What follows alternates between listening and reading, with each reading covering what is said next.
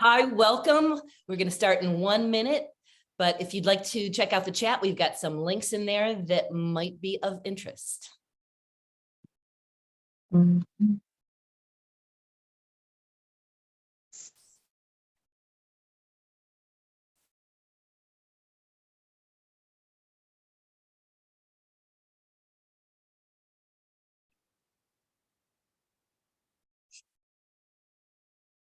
If you're not muted, please mute yourself. We're going to give you an opportunity at the end to ask questions, and you can unmute all you'd like.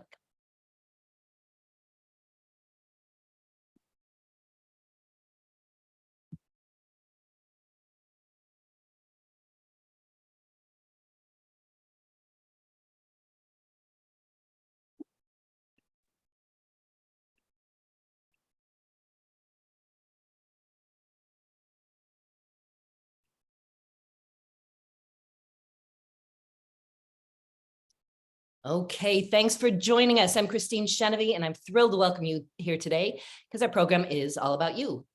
Building a winning personal brand with author and branding trailblazer, Stacey Ross Cohen. We have 80 people signed up today. I'm so excited.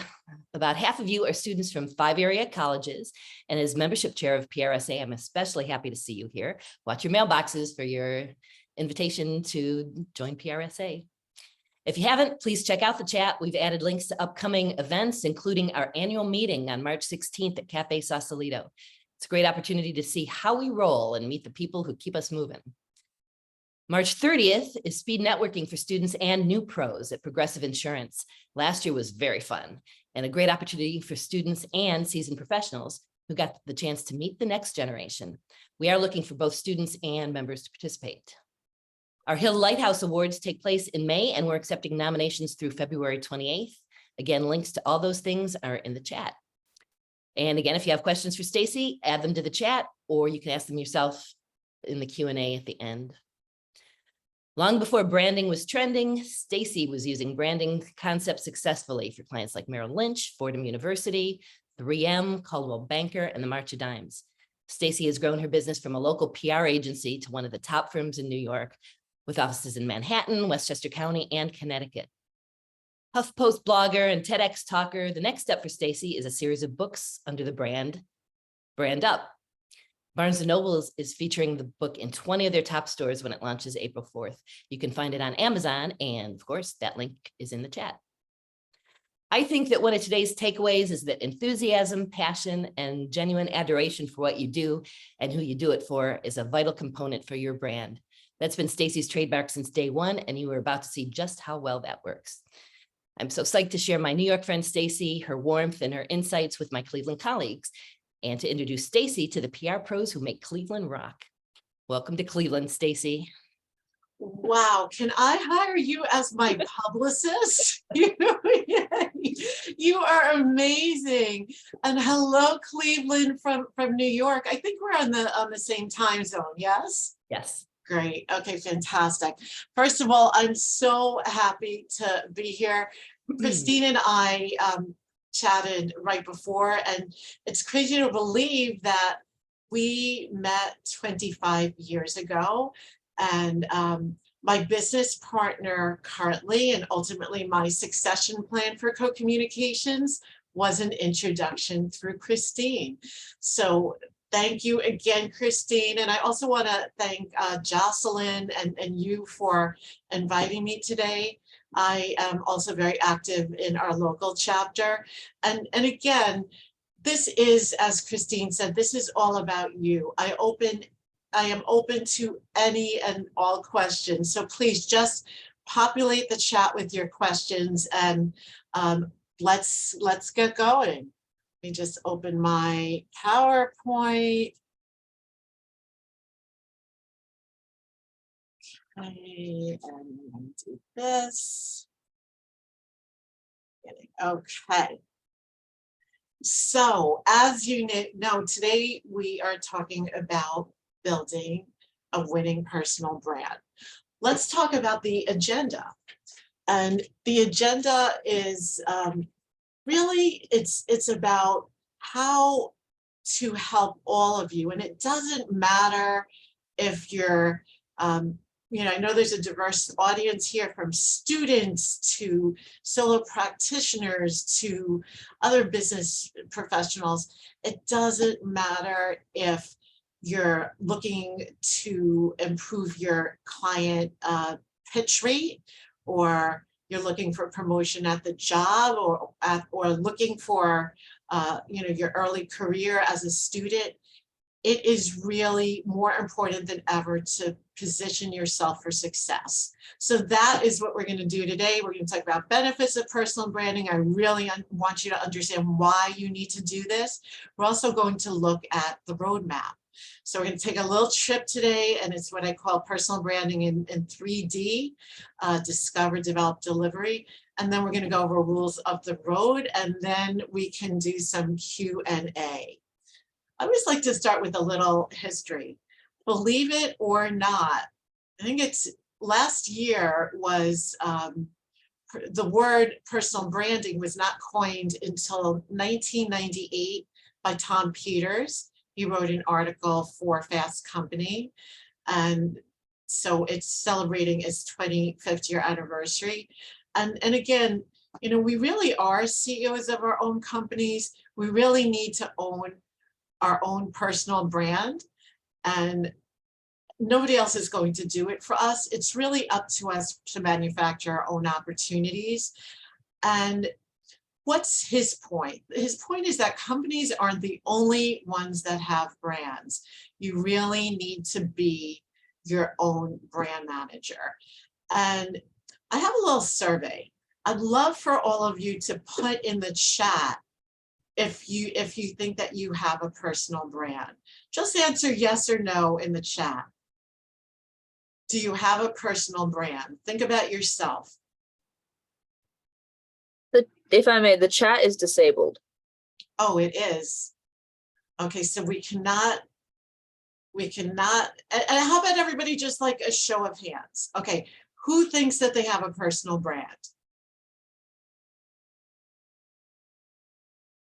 Okay. All right, good. Wow, what a smart audience, because usually I don't get as many yeses. So that's great, because you're right. Everybody has a personal brand. It's either positive, negative, or neutral. So, and personal branding, it's really your passions, your experiences, your achievements, your value. A lot of people don't like the word personal brand because it's like, I don't want to sound like a business brand. I'm not a commodity. But personal branding is not about me, me, me. It's about what is your value to others. So what is it that sets you apart? And a lot of people think that personal branding, they just happen. You think about like an Oprah or Kim Kardashian. They don't. Personal brands, the best ones are honed, and they really need to be intentional. And here's the thing, there's a time that some people might think, well, working on a personal brand is a luxury. It is not. It is an absolute requirement to succeed in whatever you want to achieve today. So what's this all about? This is all about standing out. You want to get noticed, but you don't want to confuse getting noticed with being seen, because there is a difference. So at the root of all of this, you want to create a value proposition that differentiates you from others. You need to figure out what is your wow, because that is what's going to give you an advantage.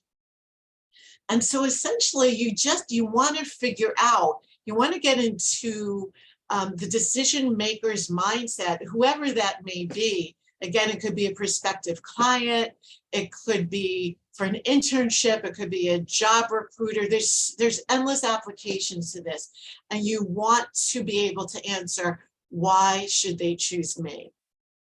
And here are some benefits to personal branding. Obviously, I'm not going to go through all of these, but here's the thing. Personal branding is really a currency.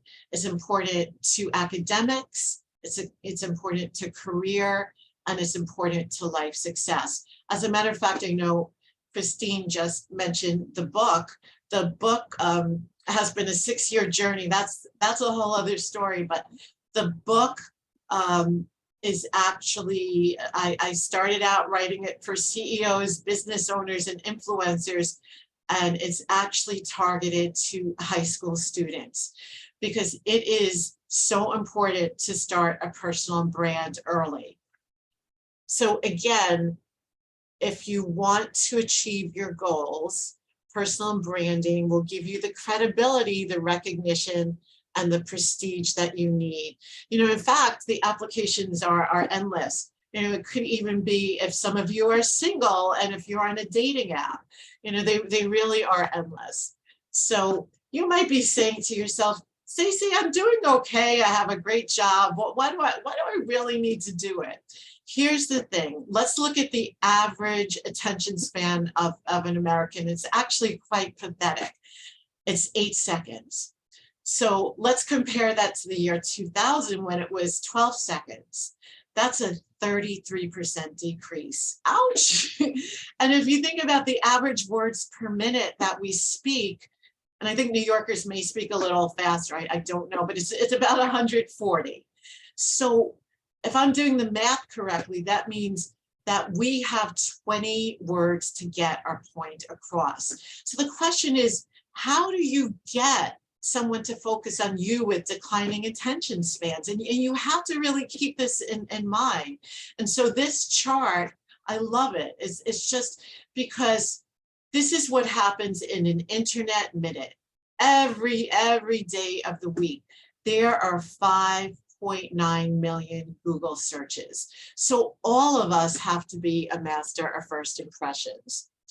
And I talk a lot in my book and presentations about digital footprints. We all have a digital footprint. And as you can see, it includes everything that we put out into the digital world. It could be a Facebook post and Instagram Reel, if any of you are in TikTok. But let's think about that statistic that I just shared. 5.9 million Google searches in a minute. I can tell you during the time that we're on the Zoom call, someone may be Googling you right now. Do you like what they're seeing? And of course, if you don't, there are ways to change that. And that's one of the reasons I am giving this talk. The other thing is that we all have digital footprints, but if you think about it, footprints can be misleading. And this is why it's especially important for high school and college kids. They are a little misled and saying, yeah, well, that red cup or the bong hit during my spring vacation, that was 8 years ago. But here's the thing is that digital footprints, like anything that's online, anything that you posted, even if you erased it, it's still permanent and discoverable. So I hope this gives you reason to understand that establishing your personal brand is really important to success. So the question is, how do we create this? And every personal brand needs to start with a roadmap. Remember what I said before, I like to call this personal branding in 3D. And discovery, development, and delivery. So let's go through the first steps. Now, step number 1, which is discovery, this is the hardest of all. And this is the one that most tend to skip over this. And I have to say that even with our clients, they tend to jump over this because they before they come to us, they don't want to develop the strategy. And yes, I'm a PR professional, but I consider myself a marketer first. I actually have an MBA in marketing. So I'm always looking through things through a marketing lens.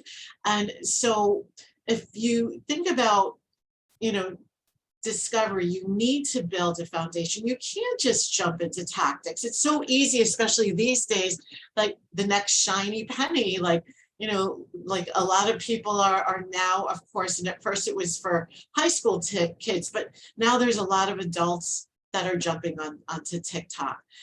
This is about the marketing of you, and similar to the marketing of a product or a service, marketing requires deliberate steps. You know, so it has to be very thoughtful. The one gift I have for you today, and Christine will put it in the chat when it's enabled, is I have a workbook, and it will be important for you to fill out the workbook. And by plotting all of this, you'll be able to really crystallize like what your unique value is to others. And again, it will address the question that I asked a couple of slides back: why should someone choose you? What is it about you that stands out? And you know, you need to ask yourself as you're going through the workbook, you know, what am I most proud of? And how do I add value? What do I want to ultimately be known for? And again, this doesn't matter if you're seeking a job, you want new clients, a promotion, you want to jump on a dating app. This is for all areas of life. So again, I just want to iterate the importance of going through this stage, because throwing spaghetti on a wall does not work. Unless, of course, you're going to tell me, but Stacey, I have the magic recipe, and I have the right pot, I have the right boiling temperature of the spaghetti, I have the right sauce. So that's kind of what you need here. You need a magic recipe. So again, it's really important. You cannot do this in a vacuum, and don't even attempt it. As a marketer, one of the most important questions that we can ask to get, and also for PR practitioners, like, you got to understand your target audience. You know, who are they? You know, what, like, are they professionals? Are they job recruiters? You know, what are they looking for? What are their needs? Where are they? You know, you have to also figure out where are they spending their time online, because obviously if you're just focusing on Instagram and your target audience is on LinkedIn, you need to shift. And you know, I can tell you, I have one chapter in my book that's totally designated to LinkedIn, because I tell all teenagers that they need to start a LinkedIn by the time that they're age 16. And again, this is going to help them develop that personal branding muscle and start networking, and again, just create their path for success. So again, think of your target audience. You know, what is it for them? And I'll give you an example of a product.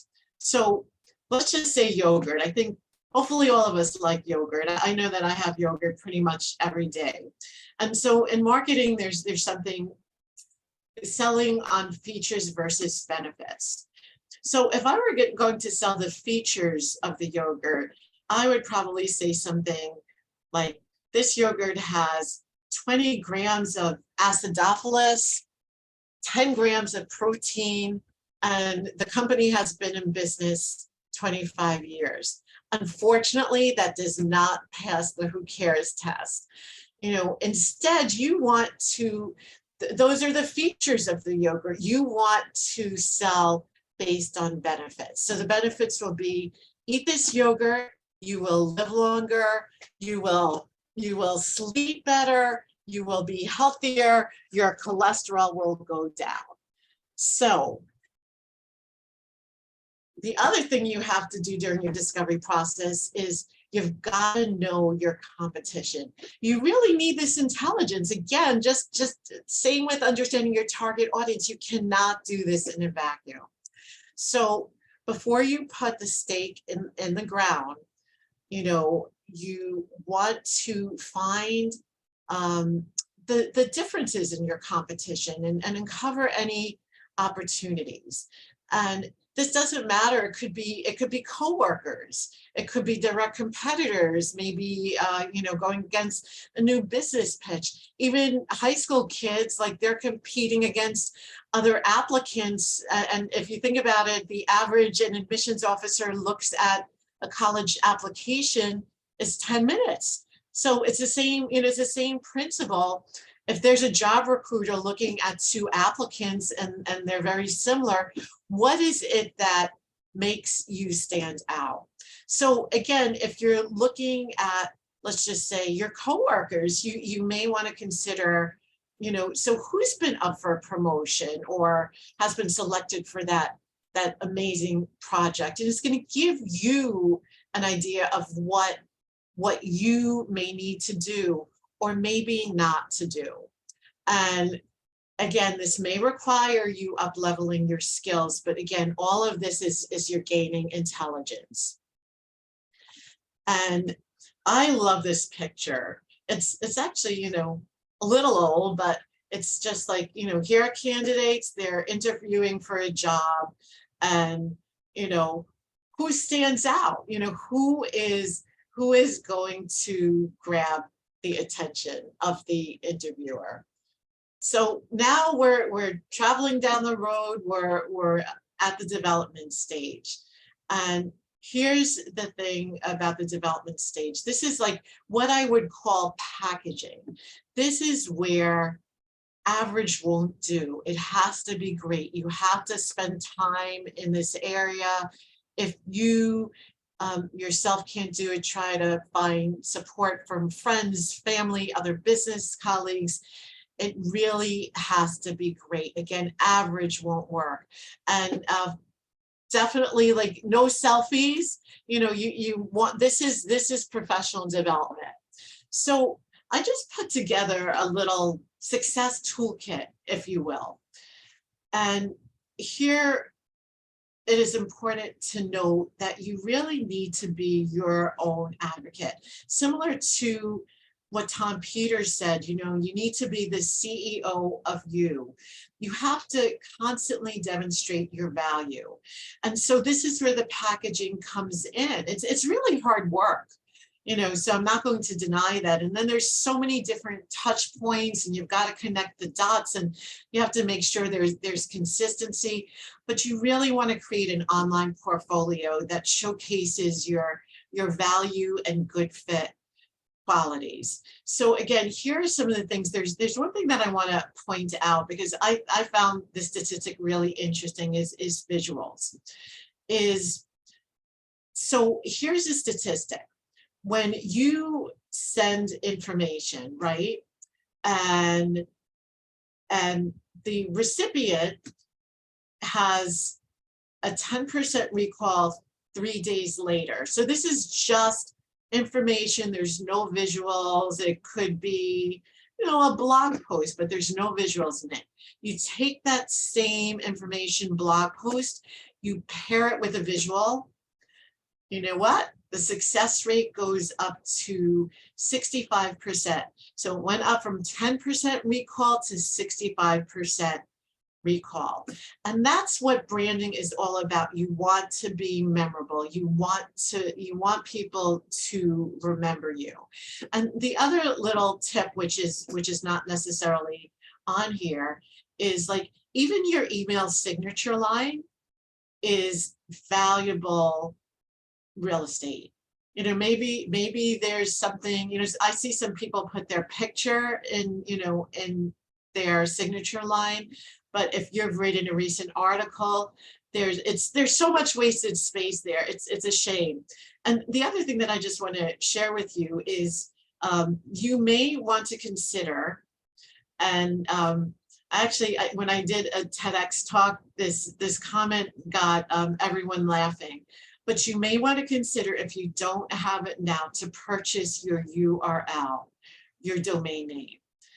I did it many years ago, StaceyCohen.com. I also now have StaceyRossCohen.com, because I just, it's like, we all know there's like a fury of buying up websites, and there may be someone that has the same name as you. So consider buying your URL. You might not do anything with it right now, but you may, who knows, maybe you're going to be an author down the line. It's a really important asset to have, and for $29 a month, it's money well spent. The reason why everybody got a good chuckle at the TEDx talk is that my business partner Jess, who Christine introduced me to, I shared a story with them that when Jess has two young boys, like 4 and 5, and she was really struggling with, the name of her first son, and she was about to give birth any minute. And I said, Jess, I said, listen, I know you're struggling, but before you finalize the name, just make sure that the URL is available, because you know what, it really does matter. So we're at the last D, which is deliver. And this is where you're going to, all the great packaging you did of your assets, you're really going to amplify your visibility. You need to think like a news channel. And, as we all know, because we're all in the communications field, this is a basic of communications. This is not going to work if you just turn up the volume and then walk away. So you need that constant drumbeat, very important. And you also want to consider what tools fit who you are and your audience. And so here are some of the channels. And I know you're familiar with all of them, but somehow when it's on, it's on the same page. And I realize I don't even have TikTok under social media, so forgive me. But there's so many opportunities and so many different ways of delivering, but you really need to figure out, like, it's like this could be like a full-time job within itself. You need to figure out what is going to give you the biggest return on investment and engagement, right? Because we also want our audiences to engage with us. The other, the other thing, here's also some types of content. And, again, so a lot of us will just think of like blog posts as content, but there's unlimited types of content. And, as you all know, video reels are very, very popular right now. And again, I think it goes back to with our declining attention span. The one thing that I want to add before we go to the rules of the road, and I open it up to questions, is that there are some soft skills that you need to consider to deliver on your brand. I'm sure a lot of you have heard about like brand promise, and you want to do what you say. You want to be a responsible human being. You want to thank others. You want to recognize others. Like, thanking to me is really important. Like at the end of each day, it's kind of like a ritual. I think, is there anyone that I haven't thanked today that I really would like to thank? And then boom. So these are, again, soft skills. Some other soft skills is, and this is really also important, by the way, I just did a presentation to a big corporation, to their employees, and it was really focused on more how they could get a promotion at the job, or how they could be selected for that really cool project. But the thing is that these are really important: demonstrating leadership skills, being collaborative, supporting your teammates, taking initiative, raising your hand, sticking to deadlines. Nobody likes excuses. I always say, one of my mantras to my staff is like, I am just someone that if someone tells me that they can't do anything, my temperature goes up because and we all know, like, especially with public relations, like if you can't go in the front door, you can go through the side door. If that doesn't work, you go in the back door. You've gotta be nimble. You gotta, again, you have to manufacture your own opportunities. And I always tell my staff that they need to be problem solvers, not problem spotters, because it's so easy to whine and say, oh, I can't do this. I tried to email this reporter 10 times. I haven't heard back from him. No, maybe go back to him with another story, or go to another reporter, or give it a little space, look at the trending news right now, try a little newsjacking. So again, I think really developing a positive attitude. You also want to share resources and info. You want to be engaged, whether you're a student or you're working with a company or you're running a business. You want to show people you care. Volunteer for high profile positions. Community work, I've always given back to my community, especially mentoring women and also supporting youth. You really want to actively participate, again, whether it's in the classroom or whether it's in the boardroom, it doesn't matter. You want to speak up at meetings. You want to let your voice be heard. So this is the last slide, and then I'm going to open it up to questions. And please, I love chatting. I want to hear. I love sharing experiences and your thoughts on this. 5 rules of the road. So there is so much noise out there. We've learned that. Our attention spans are, it's like, that's why short form video is so popular right now. Our short attention spans can't take in that much information. So all of us, we need to be intentional. We need to be proactive. You have got to own it. Nobody else is going to do it for you. And again, a lot of it is the simple stuff. Like I mentioned, delivering on your brand, firm handshake, thank you, a prompt response to an email, human recognition. Here's something that I think is really important that we really did not trust on. To me, public relations and personal branding is all about relationship building. So you've got to invest in relationship building. You really want to carefully curate your network to include people who match your goals. And so you want to nurture the right relationships, which are going to help build your career. And again, I think joining boards, leadership positions, really, really important. One thing that we didn't touch on, and could probably spend 30 minutes on this, is measuring results. But you really need to assess what's moving the needle, right? Because if something's not working, look, it's not a perfect art or science, right? It's not a perfect science. It's really an art and a science. So you want to refine your strategy accordingly.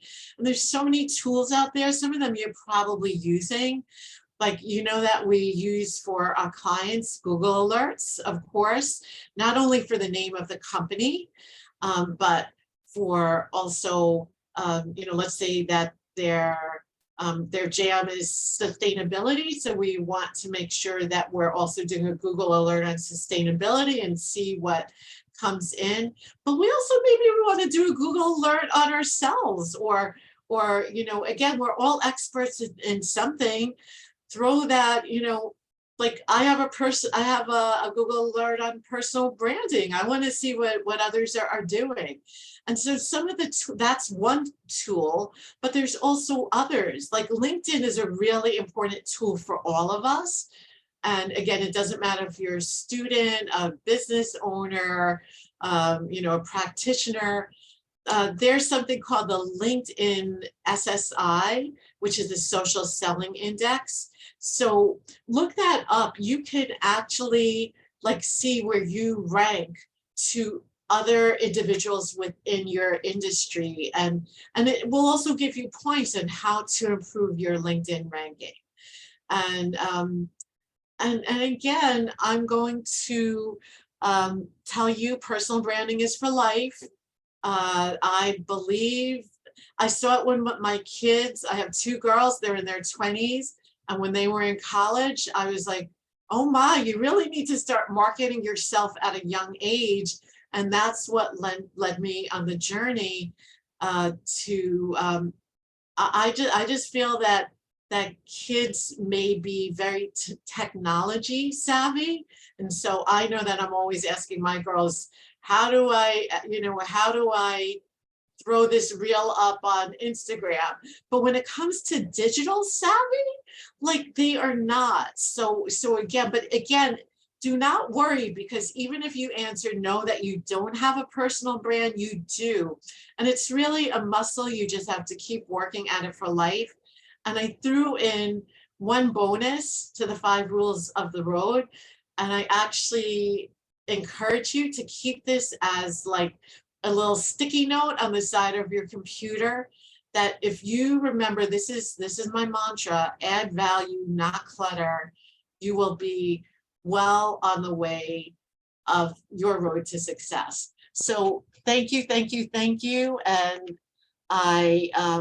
if you want to get in touch with me, I'm a strong believer. I love collaborations.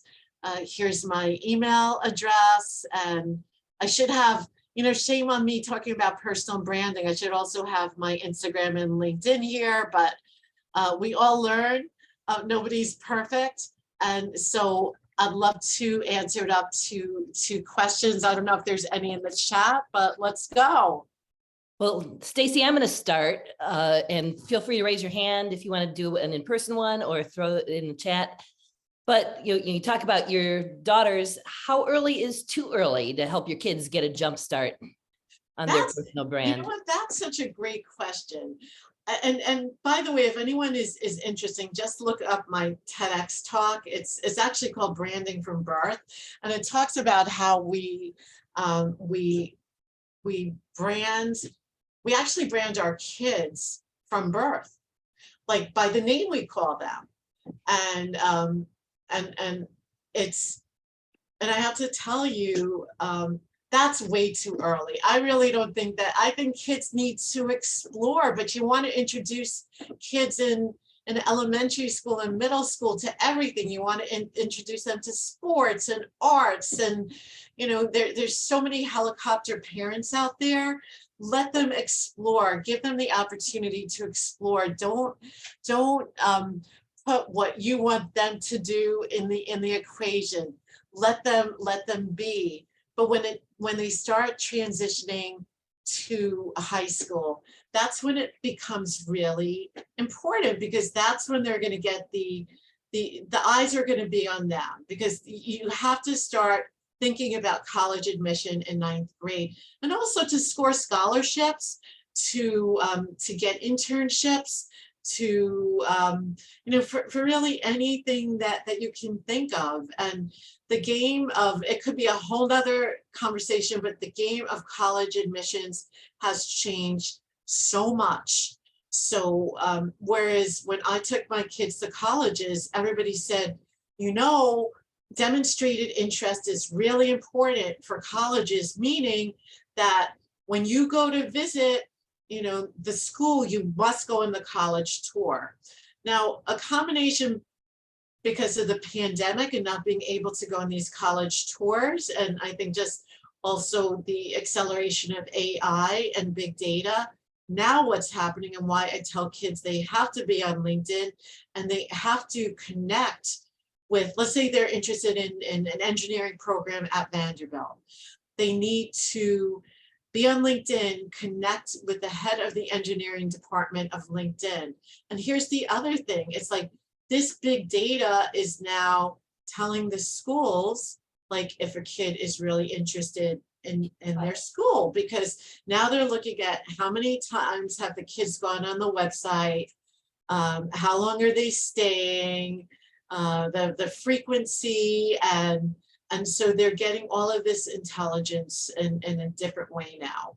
So, but getting back to your question, because I know you love this story, Christine. So the first iteration of the book actually had a chapter on baby naming, and I think you'll all appreciate this story. And so I always do my homework, and I was like, I never knew, there's like people that are like baby naming experts and consultants. I'm like, what? Like when I was naming my kids, like, it's like I just spoke to family and friends, and internet was not really such a thing. But in any case, I spoke to one professional that charges $25,000 to name your kid.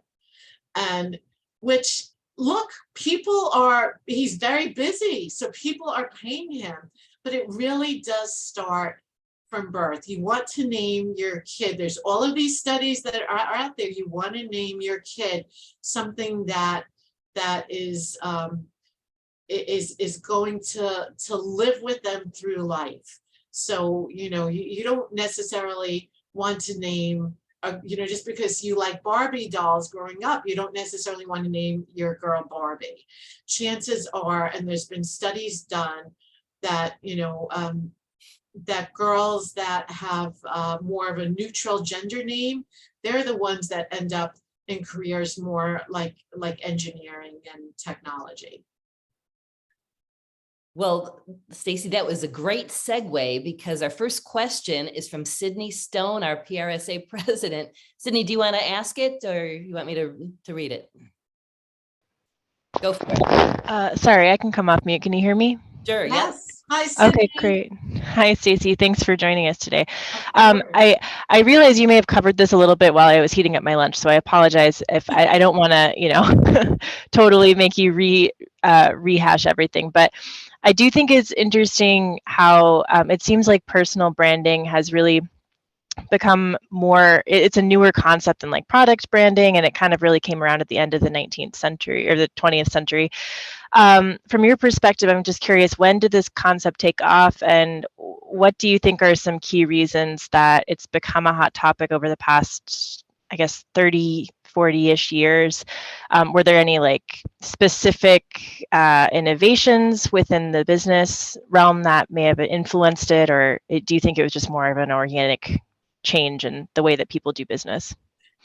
That's a great question, and I am also a multitasker, so I totally get you. And I think you did miss the one slide. So it actually, the term personal branding was coined by this guy Tom Peters in 1998. He was writing an article for Fast Company. So actually, personal branding celebrated its 25th year anniversary last year, but personal branding has always been in place. If you think of like Henry Ford, or CEOs, it's always been in place. It's because of the internet, it's just become so much more important. And it goes back to the digital footprint. And I always say Google is the new resume, right? People are going to Google you. And you really need like a solid online profile. I know, for example, because when we interview candidates, we look at their resume. Honestly, like I would rather look at their LinkedIn. But we also like vet their social media and what they're saying on their various accounts. And I have to tell you, this one young lady, she looked great on paper. She came in to interview. We really liked her. We did a deeper dive into her social media, and there was a very inappropriate post on her Facebook. And because of that, we decided not to give her an offer. So we know, and we hear it playing out in the news every day, we know that one tweet can destroy a reputation. And just a little story which led me on the road to lean into high school students. I don't know if any of you have ever heard of, they call it the Harvard 10 story. And this happened probably like about 5 years ago, but 10 kids got into Harvard. Then Harvard's acceptance rate was 4.59%. And by the way, admission rates are declining, acceptance rates very quickly. Harvard is now like 3.2% acceptance rate. And that's just matter in a couple of years. There were 10 kids that formed a separate group together, and damaging, racist comments within this group, all 10 of them, their admissions were revoked. Now, this does not just apply to college admissions, this applies to all of us. You know, whatever is on the internet is fair game for everyone. And so it's our responsibility, nobody's going to do it. It's our responsibility to control the narrative. And so again, I do feel that the pandemic definitely accelerated personal branding. But the other thing is and this is more for the corporate world, because I'm actually being asked, and I find this a really interesting trend, I'm being asked to go into corporations and talk about employee branding. And what that means, so for example, just a couple of months ago, I went into this global company called Henkel, 5,000 employees, and they have a women's forum, and the program director said, could you come in and talk about employee branding? But I don't want you to talk about social media, Stacey, because I don't necessarily want our employees to do it better, to jump to a new job. But I want them to really understand how they can get noticed for that job promotion or for a great project. So I think it's just filtering down. The other thing with corporations is that, you know, as a marketer, we used to talk about B2B, business to business, business to consumer. I always say as a marketer, now it's business to human. So it's really important to humanize brands. That's why years back we used to talk about like the CEO in the ivory tower. Not so much anymore. The CEO is front and center. And so all of this is, you know, a confluence, you know, a recipe that could be for success or disaster. But it's like, I want to give people the tools to be able to best position themselves for success. Great. Stacey, Isaiah Lee said, I heard you mention that you got your MBA in marketing. My question is, what did you get your bachelor's in? Also, have your degrees helped you in any personal ventures of starting your own brand, or has your degree helped you more with supporting the company's personal branding ventures? Well, that's a fantastic question, because a lot of people are surprised when I went to Syracuse University undergrad, and a lot of people automatically think that I went to Newhouse, which is the big communication school, but I actually studied human development and social work. And I have a gerontology certificate. I thought I wanted to work with the elderly, but, and I'm not going to get like deep into this, but my last year at a nursing home, you know, again, I'm like a mush, and when my patients would pass, and they did, I would be going back to my my campus apartment with tears like streaming down my eyes. So my first job was actually I'm a people person. My first job was actually in HR at an ad agency. And it's there when I was like, I was fascinated. I was like, you know, it was a big ad agency. It was a division of Young and Rubicam, Y&R. And I was like, why, I would say to the account execs, why did you design this down an ad like this and this down an ad like that? And so it dawned on me, like, HR was just pushing papers. And no insult if anyone here is in HR. And I found like my passion, and I knew it was somehow marketing. The company offered me a position in media buying, but at the same time, CBS offered me a position. And so I went to CBS, and when I was there, my boss knew my background in human development, and he believed in me, he mentored me, and he said, look, he said, I can really see you rising the ranks, Stacey. He said, go back to school to get your MBA in marketing. CBS will pay 100% tuition, and they'll also pay for your books. Those were the days, right? So that's my story, and I'm sticking to it. How I ended up getting into PR, I'll just tell you this really quickly, is that I started in international marketing, like doing forecasting and spreadsheets, but I would always make my way to the PR department because their work was so much more interesting. They'd be doing like a world premiere screening of a Mick Jagger video. They ended up reducing headcount in the company. What's the first department to go? Public relations. I ended up, the woman that headed up the department ended up starting her own PR agency. And I ran into her at an event, and she said, I know you have no experience in PR, but she said, I can tell you're wired for it. You have the DNA. Let's have breakfast.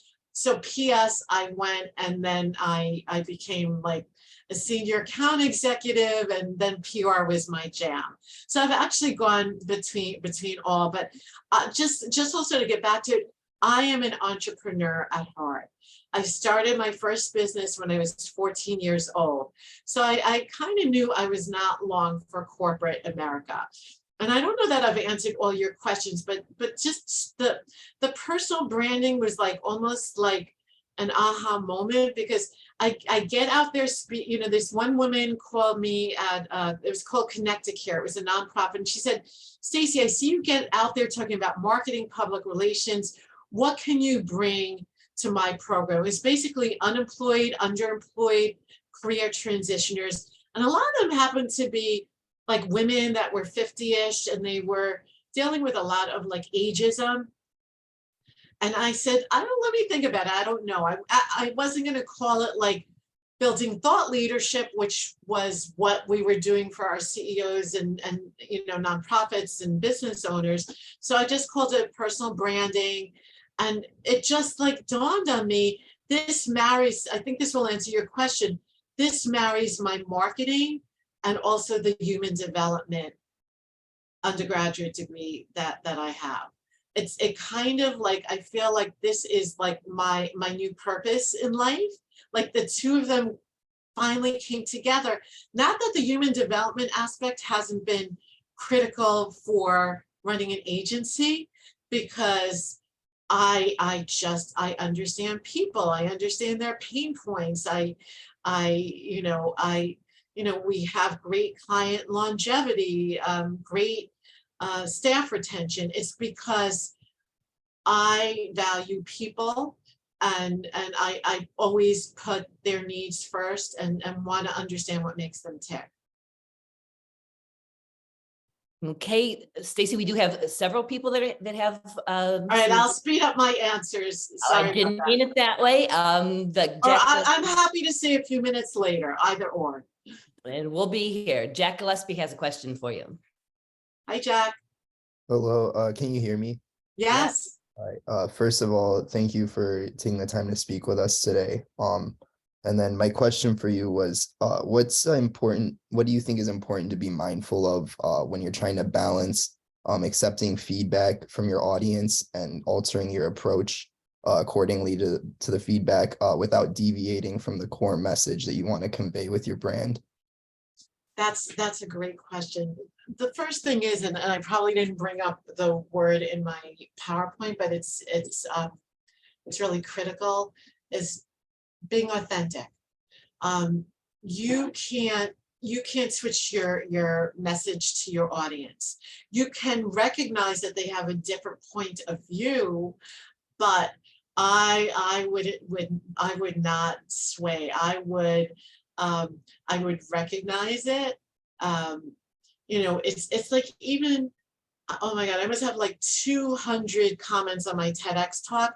And luckily, like 98% of them are positive, but there's a couple that are not, they're negative. So it's just like, rather than I'll always say, thank you for your candor, and I appreciate your sharing. But then, depending on what they say, I will just give them like a little factoid. I won't try to sway them and just say something like, it's a really relevant thought, but did you realize blah, blah, blah. So it's like, I think people just want to be respected and recognized. And I definitely would stay true to yourself. Thank you. Of course. Thank you, Jack. Right, thanks. Bella has a question. I'm an education major and will be graduating next spring. What personal branding advice would you give to someone like me that would help to better my future career? Education. I mean, of course, I would love to ask you 10 more questions, but depending on what you want to do, because of course the education field is so vast. I don't know if you're in special ed or you're looking, like what age level you're looking to work with. But I think one of the biggest assets that you can have, like in your offline online portfolio, is to show your expertise. And again, I don't know what that is. Like, everyone should have a niche. Well, it's integrated language art, grades 7 to 12. Wow, I don't even know what that is, but it sounds like very interesting. You know what? You've got your big wow right there. And that's what it would focus up, amplifying in different ways. Maybe you want to think about, like, contributing articles, becoming a thought leader. Everyone here would be surprised. It's like, everybody's like, oh my God, how did you start blogging for Huffington Post? It's like, a lot of these platforms have changed the rules because some of the contributors really were not doing the right thing. But you can contribute to so many different online sources that are just really needing your content. So maybe you want to write an article on that. Again, start developing some of the assets that I had in the Success Toolkit, and you will be ready to go. But I think it sounds like what you're doing is like a real niche, and you can become a subject matter expert in it. Thank you. Lydia is asking, how do you recommend we shift our personal brand if our goals change as our career progresses? Oh, your personal brand. Great. I love this question. Your personal brand is not, how can I say, it's going to change. It's going to evolve because, like, we've all heard the saying, like, we all have different chapters of our lives. They typically don't involve, but sometimes they do, like a total reinvention, but they will evolve. And I always say, like, you take your personal brand wherever you go. So I give one talk to real estate brokers. I think this is the perfect example, because if a real estate broker is with one of the giant real estate firms nationwide, like a Douglas Elliman or a Corcoran or a Coldwell Banker, like, people aren't necessarily choosing the brand, they're choosing the agent. So that's why for everyone, but for real estate agents, it's like, you may not always be at Corcoran, you may decide to go to Douglas Elliman, but you've got to be working on your individual brand, because you're going to bring it with you. So brands are portable and they are always changing. Do not worry, they will change. You just always want to keep monitoring it and make sure that it's aligned with your goals. Okay, this is the last question that I'm seeing, and we're a minute away from one. Again, thank you for being here if you need to pop out, but we're going to let Stacey talk as long as she wants to. What advice would you give to someone, this is Madeline asking, what advice would you give to someone looking into getting into marketing with a foreign language, partially French? Wow. Wow, that's, you know what? I didn't think that you would say French. I thought you would say Spanish, right. Which to me, that has like a standout value within itself, because I know, like, if you were to Google, like, marketing professionals that focus on, Latino population, you will find probably millions. But so again, so you have a real niche. So I think that there's a real opportunity to play that up. There's, the world is global. The world is global. There may be an opportunity. Like one of my partners on a project he's in Paris, right? He's actually American, but he's in Paris. It's like again, the world is open to opportunities. I think this is something that really makes you distinct. I'm not that familiar with opportunities are out there for you, but I think there's a way to really play this up. And if you're actually, I have to share with you that my brother-in-law is from Paris, and France is like one of my very favorite countries. But you want to make it what makes you stand out, because there's not a lot of people that are in that space. But then the other part of it is, developing your assets and, and maybe, I don't know, again, your fluency, but maybe you could have like a short form video in English and then one in French, and, showing your proficiency. And then a lot of it is about is networking, build those relationships. There's probably like a French embassy in the US, it's like just connecting the dots and finding, the people. I had someone from France working for me as a receptionist years back.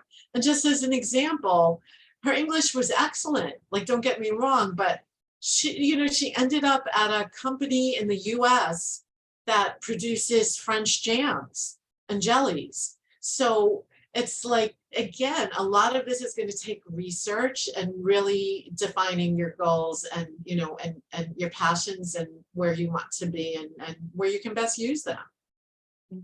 Great. Thanks, Stacey. I want to thank Jocelyn Clemmings for hosting us here today and for helping out and keeping us online.